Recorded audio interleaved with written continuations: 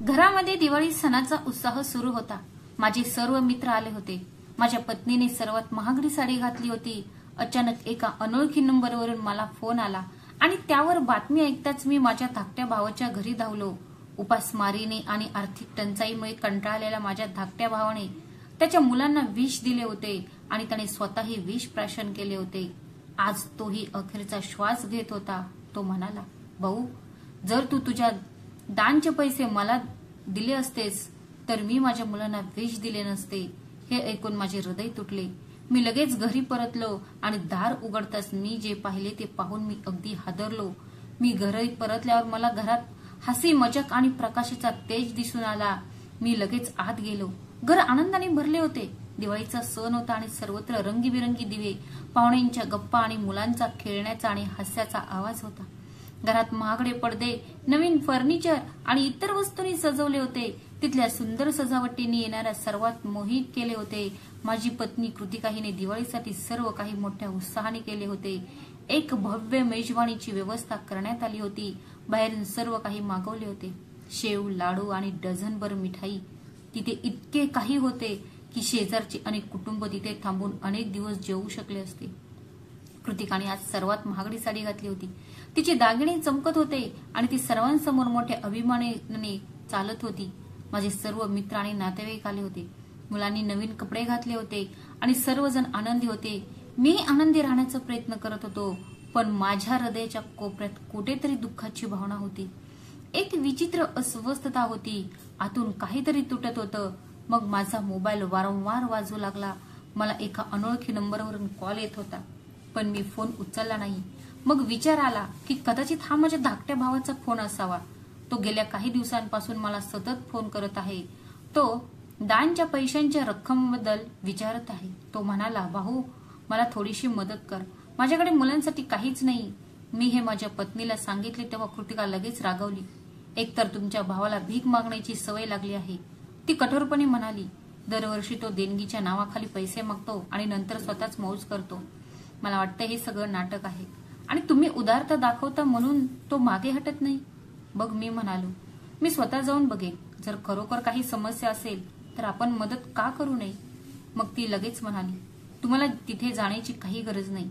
दिवाळी फक्त काही दिवसांवर आली आहे। तुम्हाला माहिती आहेच की मुलांसाठी अजून किती खरेदी करायची आहे।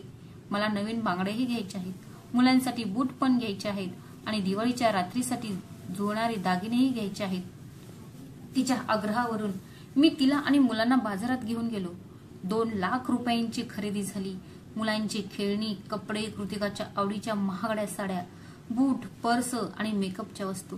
बाजार लोकांनी पूर्ण भरलेला होता। बाजारातील दिवे डोळ्यांना आणि मनाला आनंद देत होते। दिवाळीची रात्र जवळ आली होती। सगळीकडे आनंद होता, पण माझ्या हृदयात एक विचित्र रिकामी जागा होती। या गर्दीत एक असा क्षण आला की माझी नजर एका लहान मुलावर पडली। त्याच्या डोळ्यात बऱ्याच इच्छा दिसत होत्या। तो नवीन कपडे अशा प्रकारे पाहत होता जणू त्याने ते कधीही घातले नव्हते। माझे हृदय वितळले। मी माझ्या खिशातून 500 रुपये काढले आणि ते पुढे केले। तेव्हा कृतिकाने माझा हात रोखला। अमित, तू हे काय करतोयस? ती अचानक म्हणाली, अरे, या लोकांना असे चेहरे बनवण्याची सवय आहे। त्यांच्या घरात पैशांनी भरलेल्या तिजोऱ्या आहेत। तुम्ही आपल्या मुलांसाठी इतके कष्ट करता, त्यांच्यासाठी नाही। चला, आता आम्हाला आईस्क्रीम खायला द्या। मीही गप्प बसलो। माझ्यात काही बोलण्याची हिंमत नव्हती। तो मुलगा शांतपणे त्याच्या जागेवरून हलला आणि आम्ही आईस्क्रीमच्या दुकानाकडे निघालो। माझ्या हृदयात एक खळबळ उडाली होती, जणू काही एखादी जखम नुकतीच झाली आहे आणि ती हळूहळू आता सगळीकडे पसरत आहे। माझ्यासाठी आयुष्य एका निश्चित मार्गावर चालत होते। तो रोज सकाळी ऑफिसला निघायचा आणि संध्याकाळी उशिरा परतायचा। व्यवसाय वाढत होता, उत्पन्नही वाढत होते आणि जबाबदाऱ्याही त्याच वेगाने वाढत होत्या। दर महिन्याला जेव्हा कमाईचा हिशोब केला जात असे तेव्हा मी ती रक्कम कृतिकाला देत असे। तिने सुरुवातीपासूनच ही जबाबदारी स्वतःवर घेतली होती। ती म्हणायची की फक्त एक महिलाच घर चांगल्या पद्धतीने चालवू शकते। ती बजेट व्यवस्थापित करू शकते आणि गरजाही चांगल्या प्रकारे समजते। मी कधीही यावर आक्षेप घेतला नाही किंवा ती पैसे कुठे खर्च करते याबद्दल मी कधीही प्रश्न विचारला नाही। ती म्हणायची की ती स्वतः देणगीची रक्कम देते, ती त्या गरजू संस्थेला ओळखते आणि आत्मविश्वासाने त्यांना मदत करते. मी समाधानी होतो. मला वाटलं की कदाचित मी खरोखर भाग्यवान आहे की मला अशी पत्नी मिळाली आहे जी केवळ घर व्यवस्थित चालवत नाही तर पूजा आणि कर्तव्यापुढे आहे. माझे ऑफिसचे तास वाढत होते. जेव्हापासून मी कृतिकाकडे घराची जबाबदारी सोपवली तेव्हापासून मला मनापासून समाधान होत होते की माझ्या मागे सगळं काही व्यवस्थित चाललं होतं. मुलं शाळेत जात होती. घर नेहमीच सजवलेलं असायचं. सासरची मंडळी अनेकदा भेटायला यायची आणि कृतिका त्यांच्याशी चांगली वागणूक करायची. अर्थातच जेव्हा एका नवऱ्याची बायको सगळं इतक्या चांगल्या प्रकारे सांभाळते तेव्हा नवऱ्याचं लक्ष कामावरच राहतं. पण गेल्या काही काळापासून माझ्या मनात एक गोंधळ निर्माण सुरू झाला होता. माझा धाकटा भाऊ अस्वस्थ होता. तो कधी कधी मला फोन करायचा आणि त्याच्या परिस्थितीबद्दल खूप हळवारपणे सांगायचा. तो म्हणायचा, भाऊ, काही दिवसांपासून मुलांना साधं दूध सुद्धा मिळालं नाही. मी विचार केला की मी तुला मदत मागू. हा देणग्यांचा हंगाम आहे. शक्य असल्यास कृपया माझ्याकडेही लक्ष दे. मी यावर कृतिकाशी बोललो. कृतिका लगेच म्हणाली, मी देणगीचे सर्व पैसे आधीच काढून त्या गरजूला दिले आहेत आणि नाहीतरी तुझ्या भावाला कितीही पैसे दिले तरी त्याच्या गरजा संपणार नाहीत. दरवर्षी देणगीच्या बहाण्याने पैसे घेऊन जातो. तो एखादं काम करत नाही. मी गप्प बसलो. मला माहित होते की कृतिकाने खरोखर दानाचे पैसे देते की नाही, पण मी कधीही विचारले नाही. मी इतका व्यस्त झालो होतो की मी माझ्या धाकट्या भावाच्या घरी जाणेही बंद केले होते. बरीच वर्षे उलटून गेली. त्याच्या दारात पाय ठेवायला सुद्धा वेळ मिळाला नाही आणि जेव्हा माझ्याकडे वेळ असायचा तेव्हा कृतिका मला थांबवण्यासाठी काहीतरी निमित्त शोधायची. ती अनेकदा म्हणायची, तू नेहमी म्हणतोस की चला एक दिवस जाऊया, पण जेव्हा जेव्हा तू तिथून परत येतोस तेव्हा तुझा मूड खराब होतो, तू अस्वस्थ होतोस. मग चांगले हेच आहे की आपल्या आनंदाला खराब न केलेलं बरं, करणे चांगले. आणि मीही सहमत होत होतो. कदाचित मी कमकुवत होतो. कदाचित मी व्यस्त असल्याचे कारण देऊन माझ्या जबाबदाऱ्यांपासून पळत होतो. मला आठवते की एक दिवशी मी माझ्या भावाच्या घरी जाण्यासाठी खरोखरच तयार झालो होतो. मग कृतिका म्हणाली, तुम्हाला माहित आहे ना की उद्या पार्टी आहे आणि तुम्हाला बाजारातून खूप काही वस्तू आणायच्या आहेत आणि तुम्ही जात आहात त्या भावाच्या घरी जो फक्त तुमच्या पैशांसाठी आठवण काढतो. मी थांबलो. मला वाटले कदाचित ही वेळ खरोखरच योग्य नाही, पण माझ्या हृदयाच्या कुठल्या तरी कोपऱ्यातून एक आवाज सतत येत होता की तुम्ही काहीतरी चुकीचे करत आहात. तो दिवाळीचा महिना होता. यावेळी देणगीची रक्कम थोडी जास्त होती. व्यवसायाला चांगला फायदा झाला होता आणि मी स्वतः हिसाब करून देणगीची रक्कम बाजूला ठेवली होती. मी मनात ठरवले होते की यावेळी ही रक्कम मी स्वतः देईन आणि सर्वात आधी माझ्या भावाला देईन. पण कृतिकाने ते पैसे आधीच माझ्याकडून मागून घेतले. ती म्हणाली, मला माहित आहे की ते कोणाकोणाला द्यायचे आहेत. तुम्ही फक्त ती मला द्या. दरवर्षी तुम्ही म्हणता की मी स्वतः देईन, पण तुम्हाला वेळ मिळत नाही म्हणून मी ते देईन. तुम्ही काळजी करू नका. तेव्हा मी म्हणालो, यावेळी मला ते स्वतः द्यायचे आहेत. माझ्या भावाला ते हवे आहेत. कृतिकाचे डोळे रागवले आणि ती म्हणाली, मग मी काही चुकीची रक्कम देते का? तुला माझ्यावर विश्वास नाही का? मी गप्प बसलो. माझ्याकडे उत्तर नव्हते. विश्वास तर होता, पण माझ्या मनात नक्कीच एक पोकळी होती. मी तिला पैसे दिले आणि तिने ते पैसे तिच्या हातात येताच लगेच तिच्या दागिन्यांच्या ड्रॉवरमध्ये ठेवले. मी काहीही बोलू शकलो नाही. मनात फक्त हा विचार करत राहिलो की कदाचित ती उद्या देईल किंवा परवा ती एखाद्या गरजू व्यक्तीला देईल. पण इकडे वेळ निघून गेली. माझ्या भावाचे फोन येणे बंद झाले. कदाचित त्याला आता काहीच आशा उरली नव्हती. मी माझ्या जगात मग्न होतो. मुलांच्या शाळेतील प्रवेश, कृतिकाच्या मागण्या, व्यवसायाचा प्रवास सर्व काही चालू होते. पण माझ्या मनात कुठेतरी एक शांत वेदना होत होत्या. मला काहीतरी अपूर्ण वाटले. एके दिवशी मी कृतिकाला विचारले, तू पैसे दान केले होते ना? ती म्हणाली, हो मी दिले होते. का? तुम्हाला अजून विश्वास बसला नाही का? मी थोडीशी मान हलवली आणि विषय बदलला. पण वास्तविकता अशी होती की माझ्या हृदयाने पहिल्यांदाच मला फसवणे थांबवले होते. मला जाणवले की मी खूप मोठी चूक केली आहे. मला माझ्या भावाला मदत करायची होती, पण कृतिकाने सर्व काही तिच्या हातात घेतले आणि मी गप्प राहिलो. कारण गप्प राहणे ही माझी सवय बनली होती. खरे तर असं होतं की मनात असूनही मी माझ्या भावाला देणगीची रक्कम देऊ शकत नव्हतो. कारण मी खूप पूर्वीच पैशांवरील माझा अधिकार गमावला होता. कृतिकाच्या व्यक्तिमत्वात एक विचित्र प्रकारचा अहंकार आला होता.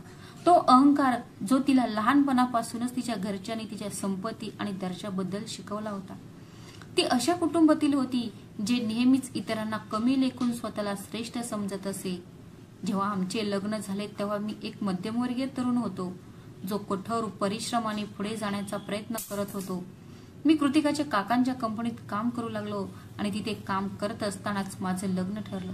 कृतिकाच्या वडिलांनी खूप थाटामाटात आमचे लग्न लावले आणि हुंडा म्हणून आम्हाला एक संपूर्ण फ्लॅट, मौल्यवान वस्तू, गाडी आणि खूप रोख रक्कम दिली आणि मी सर्वांचा आभारी होतो. पण कदाचित माझी ही कृतज्ञता कृतिकाच्या नजरेत माझी कमजोरी बनली.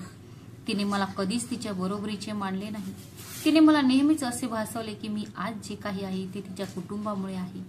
तू ज्या घरात राहतोस ते घर तुला माझ्या वडिलांनी दिले होते. तू जी गाडी चालवतोस ती माझ्या काकांनी तुला दिली होती आणि तू जे काम करतोस ती कंपनी देखील आमच्या कुटुंबाची कंपनी आहे. या गोष्टी ती वारंवार म्हणत असे. मी नेहमीच गप्प राहायचो. कदाचित मला वाटले असेल ती कृतज्ञ राहणेच चांगली, पण ही कृतज्ञता गुलामगिरीत कधी बदलली हे मला स्वतःलाही कळले नव्हते. एक वेळेची गोष्ट आहे. दिवाळीचा महिना होता. माझ्या धाकट्या भावाच्या बायकोने मला फोन केला. तिच्या स्वरात गरिबीची लाज होती, डोळ्यात अश्रू होते आणि तिच्या आवाजात संकोच होता. ती म्हणाली, भाऊसाहेब, शक्य असेल तर मुलांसाठी काही कपडे घेऊन द्या. आम्ही स्वतः काही मागण्याच्या स्थितीत नाही, पण यावेळी आमच्याकडे काहीही नाही. माझे हृदय भरून आले. मी ताबडतोब बँकेतून काही पैसे काढले आणि माझ्या भावाच्या घरी पोहोचलो. ते दृश्य अजूनही माझ्या डोळ्यासमोर आहे. फाटलेल्या जुन्या कपड्यांमध्ये मुले, घरातील वस्तू विखरलेल्या, फ्रीज रिकामा आणि स्टोव्ह थंड. मी काहीही न बोलता माझ्या भावाच्या हातात पैसे ठेवले. तो रडू लागला. मला असे वाटले की मी माझे कर्तव्य पार पाडले आहे. पण मी घरी पोहोचताच कृतिकाचा चेहरा बदललेला दिसला. तिचा हा स्वभाव पाहून मला धक्काच बसला. जेव्हा तिने पैशाची पावती पाहिली तेव्हा तिचा चेहरा लाल झाला आणि ती ओरडू लागली आणि म्हणाली, तुम्ही कोण आहात जो माझा पैसा दुसऱ्या कोणाला देणारे? मला न विचारता देण्याचा तुला अधिकार आहे का? मी हळूच म्हणालो, तो माझा धाकटा भाऊ आहे. त्याची मुले बिना कपड्याची आहेत. मी फक्त ₹2,000 दिलेत. तेव्हा ती म्हणाली, तुला काय वाटलं? तुझ्या भावात आमच्या पैशावर हात टाकण्याची हिंमत आहे का? जेव्हा माझ्या कुटुंबातील सदस्य येतात तेव्हा आपण त्यांना भेटवस्तू देतो, सर्व काही करतो, म्हणून तुला राग येतो. पण जेव्हा तुमच्या नातेवाईकांचा प्रश्न येतो तेव्हा तुमचं हृदय वितळू लागतं. तुम्हाला त्यांची मदत करायची आहे. मी शांत उभा राहिलो. प्रेम आणि नातेसंबंध पैशाच्या तराजूत कधी तोलले जाऊ लागले ते मला समजलेच नाही. मग मी म्हणालो, कृतिका, तो माझा भाऊ आहे. त्याची मुले माझ्या स्वतःच्या मुलांसारखी आहेत. जर मी त्यांना मदत करणार नाही तर कोण करेल? ती हसली.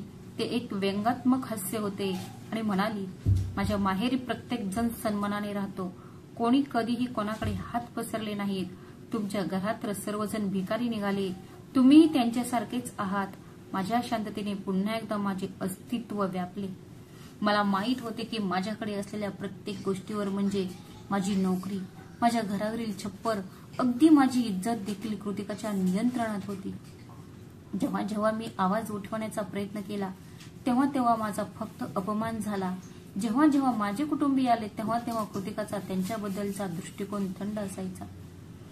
तिने फक्त तिच्या पालकांशीच खोल मैत्री दाखवली. एकदा माझ्या आईने मला बाजूला घेतले आणि विचारले, बाळा, तू आनंदी आहेस ना? तुला आराम तर आहे ना? कृतिका एक चांगली मुलगी आहे, पण आम्हाला वाटतंय की तू थोडा थोडा दबलेला आहेस. मी माझ्या आईला खोटे आश्वासन दिले. आई, हे सर्व काही काळाची बाब आहे. सगळं ठीक होईल. पण मला माझ्या मनातून कळत होतं की काहीही ठीक होणार नाही. हे नातं आता बरोबरीचं राहिले नव्हते. मी रोज थोडा थोडा मरत आहे, पण कृतिकाला त्याची काहीच पर्वा नाही. माझ्यासाठी सर्वात कठीण वेळ होती. एक असा पुरुष झालो होतो ज्याचा प्रत्येक निर्णय त्याच्या पत्नीच्या इच्छेवर अवलंबून होता. दिवाळीला माझ्या भावाला सूट भेट द्यायचा असो किंवा माझ्या पालकांना काही भेट द्यायची असेल तर मला प्रथम कृतिकाची परवानगी घ्यावी लागायची. कृतिकाचे पालक अधूनमधून आमच्या घरी येत असत. महागड्या भेटवस्तू, महागडी फळे, सर्व काही त्यांच्यासाठी असायचे आणि मी त्यांच्याशी शांत स्वरात बोलत असे. माझा आवाज आपोआप मंद होत असे. मला असे वाटते की जर मी मोठ्या आवाजात काही बोललो तर कदाचित माझी खरी स्थिती सर्वांना कळून येईल. त्या क्षणाचा कळस तेव्हा आला जेव्हा मी आरशात स्वतःकडे पाहिले आणि स्वतःला विचारले, मी तोच अमित आहे का जो या शहरात आत्मविश्वासाने आला होता? मी तोच माणूस आहे का जो त्याच्या भावांसाठी खंबीरपणे उभा राहायचो? आता तर असंच वाटते की जणू मी कृतिकाची सावली झालो आहे. माझी इच्छा, माझे विचार, माझे हक्क, सर्व काही मी कुठेतरी हरवले आहे. माझा आत्मा दररोज मरत होता आणि दररोज कृतिकाच्या अहंकारासमोर मला असह्य वाटायचे. आणि हाच माझ्या आयुष्यातील सर्वात मोठा पराभव होता. दिवाळीचा दिवस होता. घर सकाळपासूनच चैतन्यमय होते. कृतिका स्वयंपाकघरात पाहुण्यांसाठी तयारी करण्यात व्यस्त होती आणि मी लॉन मधील झुल्यावर बसून मुलांकडे पाहत होतो, जी त्यांच्या नव्या कपड्यात चमकत इकडे तिकडे धावत होती. घरात सर्वत्र आनंदाचे वातावरण होते. हास्य, मजा, दिवाळीच्या शुभेच्छा, भेटवस्तूंची चमक, परफ्यूमचा वास आणि स्वयंपाकघरातून येणारा पुरणपोळीचा सुगंध, सगळं काही परिपूर्ण असल्यासारखे वाटत होते. विशेषतः सर्वांचे लक्ष वेधण्यासाठी कृतिकाने महागडी साडी घातली होती. सुंदर गडद लाल रंगाची, उत्तम सोन्याचे दागिने, डोळ्यात काजळ, हातात मेहंदी आणि नखांवर लाल नेल पॉलिश लावली होती. ती आरशात स्वतःकडे पाहून आनंदाने हसत होती. सासू सासरेही घरी पोहोचले होते. सर्वांनी मिठाई आणली होती. मुले या खोलीतून त्या खोलीत धावत आनंद पसरवत होती. पण या सगळ्यात माझ्या मनात एक विचित्र वेदना होत होत्या. जणू काही आतून काहीतरी तुटत आहे. मी लोकांमध्ये तर होतो, पण माझे हृदय दुसरीकडेच अडकले होते. माझ्या हातात चहाचा कप होता, पण माझ्या मनात घुमत होता तो म्हणजे शेवटचा फोन जो माझ्या धाकट्या भावाने मला केला होता. तो काही काळापासून बरा नव्हता. त्याने माझ्याशी वारंवार संपर्क साधण्याचा प्रयत्न केला, पण कृतिकाच्या शब्दांचा इतका खोलवर परिणाम झाला की त्याचे फोन गांभीर्याने घेणे सोडून दिले. कृतिकाने म्हटले होते, तुमच्या भावाला भीक मागण्याची सवय लागली आहे. प्रत्येक वेळी तेच नाटक, प्रत्येक वेळी तेच अश्रू. तुम्ही मनाला लावून घेऊ नका. असे लोक फक्त फायदा घेतात. मला तिच्या म्हणण्याशी सहमत व्हावे लागले. मी व्यवसायात आणि घराच्या तयारीत व्यस्त झालो आणि मनातून येणाऱ्या आवाजाकडे दुर्लक्ष केलं. पण आज दिवाळीच्या दिवशी जेव्हा सगळेजण आनंद साजरा करण्यात व्यस्त होते, तेव्हा माझे हृदय नियंत्रणाबाहेर जात होते. माझ्या धाकट्या भावाचे डोळे, त्याच्या मुलांची स्थिती, त्याच्या पत्नीची शांतता, हे सर्व माझ्या डोळ्यांसमोर वारंवार येत होते. मी मोबाईल उचलला. स्क्रीनवर अनेक मिस कॉल होते, बहुतेक अनोळखी नंबरवरून. मी थोडा वेळ स्क्रीनकडे पाहत राहिलो. माझे मन मला फोन उचलण्यास सांगत होते, पण मनात ही पण भीती होती की आज आनंदाचा दिवस आहे आणि अनावश्यक वादविवाद व्हायला नको. म्हणून मी पुन्हा बाजूला ठेवला. पण पुन्हा काही वेळाने फोन वाजू लागला. तेव्हा मी त्याच द्विधा मनस्थितीत होतो. पण यावेळी मी कॉल उचलला. दुसऱ्या बाजूला कोणीतरी अनोळखी व्यक्तीचा आवाज आला. त्या अनोळखी व्यक्तीचा आवाज घाबरत बोललेल्यासारखा येत होता. नमस्कार, तुम्ही अमित साहेब आहात का? हो, मीच आहे, बोला. साहेब, तुमच्या धाकट्या भावाच्या घरी एक मोठा अपघात झाला आहे. कृपया ताबडतोब निघून या. पत्नी आणि मुलांची परिस्थिती खूप वाईट आहे. माझ्या हातातून मोबाईल फोन जवळजवळ पडला. माझे हृदय जोरजोरात धडधडू लागले. माझा श्वास अनियंत्रित झाला. विचार न करता, कोणालाही न सांगता मी माझे बूट घातले आणि दाराकडे धावलो. अमित, तू कुठे चालला आहेस? पाहुणे आले आहेत. तुला सर्वांसोबत बसावे लागेल. मागून कृतिकाचा आवाज आला. पण मी न ऐकता बाहेर पडलो. माझ्या हृदयाचे ठोके अधिकच वाढू लागले. मी पटकन तिथून निघालो. माझी पावले आपोआप वेगवान होत होती. माझ्या हातात गाडीच्या चाव्या होत्या, पण माझे हात थरथरत होते. मी गाडी सुरू करताच माझ्या डोळ्यासमोर शेवटचं दृश्य चमकलं, जेव्हा माझा भाऊ म्हणाला होता, भाऊ, मला थोडे पैसे दे. मुले भुकेली आहेत. गाडी रस्त्यावर धावत होती, पण माझ्या मनात खूप गोंधळ चालू होता. प्रत्येक रस्ता, प्रत्येक चौक, प्रत्येक वळण मला माझ्या भावाच्या घराजवळ घेऊन जात होते. माझ्या मनात फक्त एकच प्रश्न होता, खरोखरच काहीतरी घडले आहे का? मला उशीर झाला का? मी संपूर्ण मार्ग स्वतःला वाईट बोलत देत राहिलो. मी स्वतःला विचारत राहिलो, मी का त्यांचे ऐकू शकलो नाही? तू प्रत्येक वेळी तुझ्या बायकोचे का ऐकलंयस? भावाच्या तक्रारीकडे दुर्लक्ष का केलंस? माझी कमाई फक्त दिखाव्यापुरतीच होती का? मी माझ्या भावाच्या घराजवळ पोहोचलो तेव्हा तिथे लोकांची गर्दी होती. काही महिला रडत होत्या, काही लोक अस्वस्थपणे उभे होते. मी ताबडतोब गाडीत थांबवले आणि दाराकडे धावलो. दार अर्धे उघडे होते. आत जाण्यापूर्वीच माझे हृदय छातीतून बाहेर पडून घशात आल्यासारखे वाटले. मी दार पूर्णपणे उघडले आणि माझ्या डोळ्यासमोर जे दृश्य होते ते माझे मन विचलित करण्यासाठी पुरेसे होते. माझ्या भावाची मुलं जमिनीवर बेशुद्ध पडली होती. त्यांच्या तोंडातून फेस येत होता. त्यांचे डोळे अर्धे उघडे होते आणि त्यांचे शरीर पूर्णपणे स्थिर होते. त्याची पत्नीही त्याच अवस्थेत एका कोपऱ्यात पडली होती आणि मध्येच माझा भाऊ अर्ध बेशुद्ध अवस्थेत वेदनेने तडफडत होता. शेजारचे काही लोक त्याच्यावर पाणी शिंपडत होते. काही जण रुग्णवाहिका बोलावत होते. पण सर्वांच्या चेहऱ्यावर एकच प्रश्न होता, काय झाले? मी लगेच माझ्या भावाकडे धावलो. त्याने माझ्याकडे पाहिलं. त्याच्या डोळ्यात अश्रू होते. त्याचे ओठ थरथरत होते. त्याला काहीतरी बोलायचे होते. मी त्याचा हात धरला तेव्हा तो हळू आवाजात म्हणाला, भाऊ, मुलांनी 3 दिवसापासून काहीही खाल्ले नव्हते. विष स्वस्त वाटले म्हणून मी सर्वांना मारण्याचा विचार केला. मला तुझ्याकडून अपेक्षा होत्या पण तूही पाठ फिरवली. हे शब्द ऐकताच मी जमिनीवर बसलो. माझे हृदय फुटले की काय असे वाटायला लागले. माझा श्वास फुलू लागला आणि मी जोरात रडू लागलो. त्याची शेवटची वाक्य माझ्या हृदयावर धारदार चाकूने वार केल्यासारखे वाटले. मला तुमच्याकडून अपेक्षा होत्या पण तुम्हीही पाठ फिरवली. माझ्यासमोर माझ्या भावाचा श्वास हळूहळू कमकुवत होत होता. मी त्याला मिठी मारली आणि ओरडलो, नाही छोटू, प्लीज मला माफ कर, मला माफ कर. तो असा क्षण होता जेव्हा मला वाटले की माझी सर्व स्वप्ने, माझा अभिमान, माझा आनंद सर्व काही एका क्षणात भंगले गेले. घरी दिवाळी साजरी होत होती पण माझ्या मनात शोक होता. माझे गुडघे जमिनीवर टेकले होते आणि माझ्या मांडीवर माझा धाकटा भाऊ हळूहळू शेवटचा श्वास घेत होता. त्याचे डोळे अश्रूंनी भरले होते. शरीर थंड झाले होते आणि त्याच्या ओठांवर अशी सहाय्यता होती जणू ती निघून जातानाही मला प्रश्न विचारत होती. रस्त्यावरून आणि परिसरातील काही लोक माझ्या भोवती उभे होते. काही रडत होते, काही प्रार्थना करत होते आणि काही शांतपणे उभे होते. सगळं काही थांबल्यासारखं वाटत होतं, जणू काही वेळ थांबली होती. खोलीत इतकी शांतता होती की ती मनाला चटका लावणारी होती. भावाची बायको भिंतीला टेकून बेशुद्ध अवस्थेत बसली होती, जणू तिच्या आतला जीव संपला होता. तिचे डोळे उघडे होते पण त्यांच्यात काहीच हालचाल उरली नव्हती. तिची मुले तिच्या समोर जमिनीवर पडली होती. त्यांच्या वयात फारसा फरक नव्हता पण परिस्थितीने सर्वांना सारखेच बनवले होते. त्यांचे निरागस चेहरे अजूनही त्या ताजेपणाची साक्ष देत होते जो कोणी अनेक दिवसांपासून पाहिला नव्हता. मी त्यांच्याकडे आणि नंतर माझ्या भावाच्या चेहऱ्याकडे पाहायचो. माझ्या मनात फक्त एकच गोष्ट फिरत होती, ती म्हणजे हे सर्व माझ्यामुळे घडले आहे. माझा भाऊ हळुवारपणे काहीतरी बोलण्याचा प्रयत्न केला. मी खाली वाकून त्याच्या जवळ गेलो. त्याच्या तुटलेल्या श्वासातून काही शब्द बाहेर पडले. दादा, मुलांनी 3 दिवसापासून काहीही खाल्ले नाही. ते रडत होते, तडफडत होते. माझ्याकडे काहीच उरले नव्हते. मी त्याच्या चेहऱ्याला स्पर्श केला. तो थंड झाला होता पण त्याच्या डोळ्यात अजूनही तीच वेदना, तोच प्रश्न. मी माझा आवाज नियंत्रणात ठेवला आणि विचारले, तू हे सर्व का केलीस? कोणी इतके मोठे पाऊल कसे उचलू शकते? तो तुटलेल्या आवाजात म्हणाला, मी काय करू शकलो असतो भाऊ? मी कुठे गेलो असतो? मला फक्त हेच हवे होते की दिवाळीत मुलांना काहीतरी खायला देऊ, त्यांना नवीन काहीतरी घालायला देऊ. पण कोणीही ऐकले नाही. जेव्हा तू ही पाठ फिरवलीस तेव्हा एकच मार्ग उरला होता. विष स्वस्त होते.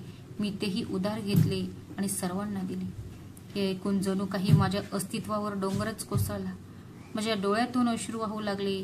मी त्याला म्हणालो, तू मला सांगायला हवं होतंस भावा, मी तुझा आहे. मी तुला कसा सोडून जाऊ शकतो? तो हलकेच हसला, ते स्मित हास्य जे वेदनेच्या खाली दबले होते. मी तुला सांगितलं भाऊ, मी खूप वेळा फोन केला पण कृतिका वहिनीने प्रत्येक वेळी नकार दिला. ती म्हणायची की तुझा वेळ मौल्यवान आहे आणि मी एक ओझे आहे. मला माहित आहे की तू असहाय्य होतास. तुझे हृदय पण समाधानी नव्हते. हे ऐकून मी त्याच्या कपाळाचे चुंबन घेतले आणि म्हणालो, नाही, तू ओझे नव्हतास. तू माझा अभिमान होतास. तू माझा भाऊ होतास. तो मात्र आता हळूहळू त्याचा श्वास गमावत होता आणि प्रत्येक क्षण माझाही जीव निघत होता. त्याचा आवाज थरथरत होता.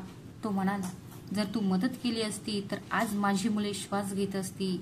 माझ्या बायकोचे डोळे अजूनही जिवंत असते. मग मी मला माफ कर छोटू, मी असहाय्य झालो होतो. मी त्याला मिठी मारली. त्याचे शरीर आता निर्जीव होत चालले होते. श्वास मंदावत होता, डोळे बंद होऊ लागले होते आणि काही क्षणांनी तो एक दीर्घ श्वास घेत शांत झाला. माझ्या हातावरील त्याची पकड सैल झाली. माझ्या मांडीवर, माझ्या हातात, माझ्या हृदयाच्या तुकड्यांनी जीव सोडला होता. मी तिथेच बसून राहिलो, त्याला माझ्या छातीशी धरून. मला बाहेर काय चालले आहे याची जाणीव नव्हती. लोक काय बोलत होते, पोलीस येतील की रुग्णवाहिका येईल, फक्त माझ्या भावाचे शेवटचे शब्द माझ्या कानात घुमत होते. मुलांनी 3 दिवस काही खाल्ले नव्हते, ते तडफडत होते आणि विश्वस्त होते. म्हणून मी तेही उधारी वर आणले आणि त्यांना दिले. जर तू काही पैसे मलाही दान केले असतेस तर माझ्या मुलांचा आजही श्वास चालू झाला असता. माझे अश्रू आता थांबत नव्हते. मी रडत होतो जणू एखादं मूल त्याच्या आईसाठी रडते. माझ्या हृदयातील वेदना इतक्या वाढल्या होत्या की मलाही त्याच क्षणी मरत असल्यासारखे वाटत होते. मी आज हा दिवस पाहण्यासाठीच आज 2 लाख रुपयांची खरेदी केली होती का? हा तोच दिवस होता का ज्यासाठी माझ्या पत्नीने महागड्या साड्या आणि दागिने खरेदी केले होते? ही तीच दिवाळी होती का जिच्या रोषणाईच्या बदल्यात माझ्या भावाच्या आणि त्याच्या कुटुंबाच्या वाट्याला खोल अंधार आला? एकीकडे माझ्या घरी दिवाळी जोरात साजरी केली जात होती आणि दुसरीकडे माझ्या भावाच्या घरात अंधार आणि मृतदेह होते. 3 निष्पाप मुले, एक असहाय्य आई आणि निष्पाप माझा भाऊ, सगळे गेले होते. आणि मी मात्र अजून जिवंत होतो, पण आतून पूर्णपणे तुटलेला. माझी अंतरात्मा ओरडत होती, माझं हृदय रडत होते. जेव्हा मी माझ्या भावाचे डोळे बंद केले, माझे हात थरथरत होते. मी माझा हात त्याच्या चेहऱ्यावरून फिरवला तेव्हा असे वाटले की हाच स्पर्श त्याला जिवंत असताना हवा होता. ही फक्त सुरुवात होती. माझा भाऊ माझ्या समोर, माझ्या मांडीवर मरण पावला होता. त्याच्या सोबत माझी माणुसकी, माझा अभिमान, माझा विवेक सुद्धा मरण पावला होता. मी अजूनही त्या जमिनीवर बसलो होतो. माझे हात माझ्या भावाच्या निर्जीव शरीरावर होते आणि माझ्या डोळ्यातून अश्रू वाटत होते. परिसरातील लोक पण त्यांचे दुःख व्यक्त करत होते. मुलांचे मृतदेह पाहून काही लोक रडत होते, काही महिला माझ्या भावाच्या पत्नीसाठी प्रार्थना करत होत्या. पण त्या एका क्षणात माझे जग सुद्धा पूर्णपणे उद्ध्वस्त झाले होते. मला आतून पूर्णपणे रिकामे झाल्यासारखे वाटत होते, जणू काही माझा आत्मा माझ्या शरीरातून निघून गेला आहे. एका बाजूला माझ्या पत्नीचा आवाज येत होता, जी काही वेळापूर्वी माझ्या मागे ओरडत होती, तू कुठे चालला आहेस? घरी पाहुणे आले आहेत. आणि आता मी इथे होतो माझ्या भावाच्या मृतदेहासोबत, जो फक्त यासाठी मरण पावला की मी त्याला त्याचा वाटा, त्याची देणगीची रक्कम दिली नाही. त्या क्षणी मला जिवंतपणीच मेलेल्या माणसासारखे वाटत होते. त्याच वेळी माझा फोन वाजला. स्क्रीनवर कृतिका हे नाव चमकत होते. मी थरथरत्या हाताने फोन उचलला. माझे अश्रू पुसले आणि तो कानाला लावला. अमित, तू कुठे आहेस? सर्व पाहुणे तुला शोधत आहेत. तू मला न सांगता कुठे निघून गेलास? तुला काही समज नाही का? तिच्या आवाजात तोच अहंकार, तोच कडकपणा आणि तीच लापरवाही होती जी मी वर्षानुवर्ष ऐकत होतो. मी गप्प राहिलो, पण मी माझे अश्रू रोखू शकलो नाही. मला कॉल डिस्कनेक्ट करायचा होता, पण त्याआधीच माझ्या जिभेने काहीतरी बोलून टाकले. कृतिका, माझा भाऊ वारला. काही क्षण शांतता होती. मला वाटले की कदाचित आता तरी तिच्या आवाजात दुःख दिसून येईल, कदाचित तीही शांत होईल. पण मी जे ऐकले त्याचा मी कधीच विचार केला नव्हता. तिकडून आवाज आला, अरे वा, चला देवाचे आभारच म्हणायचं. शेवटी त्या रडणाऱ्या माणसापासून कायमची मुक्त झाले. रोजच्या त्याच्या तक्रारी, मागण्या आणि त्याचा तुमच्यावर होणारा परिणाम यापासून आता शांती मिळेल. तिचे हे शब्द माझ्या हृदयाला अजून जखम देत होते. माझा श्वास फुलू लागला. मला काहीतरी बोलायचं होतं, पण मला सापडत नव्हते. माझे ओठ रागाने थरथरत होते. मग मी हिम्मत केली आणि तिला म्हणालो, कृतिका, तुला लाज वाटत नाही का? तो माझा भाऊ होता, त्याची बायको, त्याची 3 मुले, सगळं काही संपलं. तेव्हा कृतिका हसत म्हणाली, अमित, तू पण ना. अरे तू एक व्यापारी आहेस. तुला समजत नाही का की हे सर्व गरीब लोक तुझ्यासारख्या श्रीमंत लोकांना मूर्ख बनवतात. देवाने त्यांना गरीब बनवले आहे, ते त्यांचे भाग्य आहे. आपण आपले मौल्यवान पैसे त्यांच्यावर का वाया घालवायचे? माझे हृदय अजून जोरजोरात धडधडू लागले. मग मी थरथरत्या आवाजात म्हणालो, मी तुम्हाला दान धर्मासाठी काही पैसे दिले होते. तुम्ही स्वतः म्हणाली होतीस मी ते असहाय्य लोकांना देईल. कृतिकाने एक दीर्घ श्वास घेतला आणि अतिशय थंडपणे म्हणाली, मी कधीही कोणत्याही गरीबाला पैसे दान केलेले नाहीत. मी या सर्व गोष्टींवर विश्वास ठेवत नाही. मी ते पैसे माझ्या दागिन्यांवर खर्च केले, काही मुलांच्या खरेदीवर खर्च केले, आणि काही मी तुझ्या सासरच्यांना भेट म्हणून दिले. माझे हात थरथर कापू लागले. मी स्तब्ध झालो होतो. माझे मन सुन्न झाले. तोंड बंद झाले होते. जणू कोणीतरी माझे हृदय काढून घेतले आहे. आयुष्यात मला कधीच इतकी फसवणूक झाल्याचे वाटले नव्हते. वर्षानुवर्ष केलेली कमाई, पूजा, प्रामाणिकपणा सर्व काही एका क्षणात निरर्थक वाटले. मी तुटलेल्या हृदयाने म्हणालो, तुला कधीच समजले नाही. तू मला फसवलेस. या निष्पाप मुलांचा जीव तुझ्या विश्वासघाताने घेतला. तुझ्या लोभामुळे यांचे प्राण गेले. कृतिका अजूनही बेफिकीर होती. तू खूप भोळा आहेस अमित. तुला कधीच हिशोब कसा करायचा हे माहीत नव्हते. तू फक्त कमवत राहिलास आणि मी ते सांभाळत राहिले. आणि देणगीची रक्कम आणि दान धर्म या सगळ्या जुन्या विधी आहेत. आजकालचे लोक त्यांच्या स्वतःच्या कुटुंबासाठी कमवतात, इतरांसाठी नाही. माझ्या अस्तित्वाचा प्रत्येक भाग ओरडत होता. मला माझ्या आयुष्यातील सर्वात मोठा गुन्हेगार असल्यासारखे वाटले. मी एका अशा स्त्रीवर विश्वास ठेवला जी करुणा, दया आणि नात्यांचा आदर विसरली होती. माझ्या भावाचे खुनाचे रक्त माझ्या हातावर होते, पण तो खरा खंजीर कृतिकाच्या हातात होता, ज्याने त्याला मारले. तिने मला कपटाने माझ्या भावापासून वेगळे केले. मी अजूनही फोन कानाला लावून बसलो होतो, पण माझा आवाज कुठेतरी गायब झाला होता. माझ्या डोळ्यातून अश्रू वाहणे थांबले होते. जणू माझे शरीर रडायचेच विसरले होते. कृतिकाचे शेवटचे शब्द माझ्या मनात घुमत होते. गरिबांना देवाने गरीब बनवले आहे, आपण नाही. हे शब्द माझ्या हृदयात विषासारखे शिरले. मी माझ्या संपूर्ण आयुष्यात जे काही शिकलो आणि जे काही मांडलं ते त्या एका महिलेच्या स्वार्थ आणि क्रूरतेखाली चिरडून टाकण्यात आलं. मी फोन बंद केला आणि तो माझ्या हातातून खाली पडला. मी तिथे बसून होतो माझ्या भावाच्या मृतदेहाजवळ. फक्त एकाच गोष्टीचा विचार करत होतो की मी त्याला देणगीची रक्कम दिली नाही. पण त्याहूनही मोठा गुन्हा म्हणजे मी ते पैसे अशा व्यक्तीला दिले जी त्याच्या लायक नव्हती. आता मला कळले होते की फक्त माझ्या भावाचीच नाही तर माझ्या विवेकाची, माझ्या धर्माची, माझ्या श्रद्धाची आणि माझ्या मानवतेची हत्या झाली आहे. आणि या सगळ्याची खुनी तीच बाई होती जिला मी माझी जीवनसाथी मानत होतो. जेव्हा मी माझ्या भावाच्या मृतदेहाला खांदा देत होतो तेव्हा माझे हात थरथरत होते. मी विचार करत होतो, जर त्या दिवशी मी त्याचे ऐकले असते, जर मी माझ्या पत्नीचे शब्द मागे सोडून एकदा तरी त्याचे दुःख समजून घेण्याचा प्रयत्न केला असता, तर तो आज मुलाबाळासोबत जिवंत असता आणि माझं तेवढं करणं पुरेसं होतं. त्याच्या हाकेवर मी त्याला थोडी मदत केली असती तर आज एक संपूर्ण कुटुंब विनाशापासून वाचले असते. त्या काही हजार रुपयांच्या देणगीची रक्कम मला त्यावेळी इतकी मौल्यवान वाटली की आज त्यांच्या बदल्यात राखेच्या ढिगाशिवाय माझ्याकडे काहीही शिल्लक नाही. मग जेव्हा मी अंतिम विधीसाठी वहिनीचे आणि त्या निष्पाप मुलांची मृतदेह तयार करू लागलो तेव्हा मला जोर जोरात ओरडून देवाकडे क्षमा मागावीशी वाटली. पण आता प्रार्थनेसाठी हात वर करण्या इतकी ताकद माझ्यात उरली नव्हती. ज्या दिवशी मी माझ्या हृदयातील सत्य लपवले आणि खोट्याचे समर्थन केले त्याच दिवशी माझ्या प्रार्थना वाया गेल्या होत्या. मला माझ्या भावाची गरिबी ही एक थट्टा समजून काहीच बोललो नाही. जेव्हा मी कृतिकाच्या हाती देणगीचे पैसे दिले आणि ते कुठे खर्च केले हे कधी विचारले नाही, तेव्हा मला कल्पनाही नव्हती की एक दिवस असाही येईल. आज ते सर्व लोक ज्यांच्यासाठी मी माझे संपूर्ण आयुष्य बलिदान केले होते, हे सर्व मातीत गाठले गेले होते. माझा फ्लॅट, माझी गाडी, माझे दागिने, माझी कमाई, माझ्या पत्नी आणि मुलांसाठी जे काही साठवले होते ते सर्व आज राख झाल्यासारखेच होते.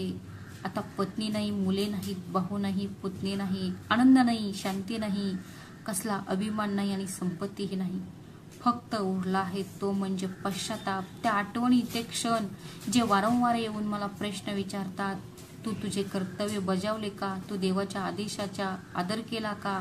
तू त्या पैशाला, त्या वस्तूंना त्यांच्या हक्काच्या ठिकाणी पोहोचवल्यात का? आणि माझ्याकडे एकच उत्तर होते, ते म्हणजे नाही. पैशामागे धावून मी माझे सर्वस्व गमावले होते. खरं तर मी त्याच वेळी सर्व गमावले होते ज्या दिवशी मी श्रीमंत होण्यासाठी कृतिकाशी लग्न केले होते. ती कृतिका जिला नात्यापेक्षाही पैसा महत्वाचा वाटत होता. पण हे समजायला मला खूप उशीर झाला आणि त्यामुळे आज मी एकटा पडलो. मित्रांनो, तुम्हाला कथा कशी वाटली ती कमेंट करून नक्की सांगा आणि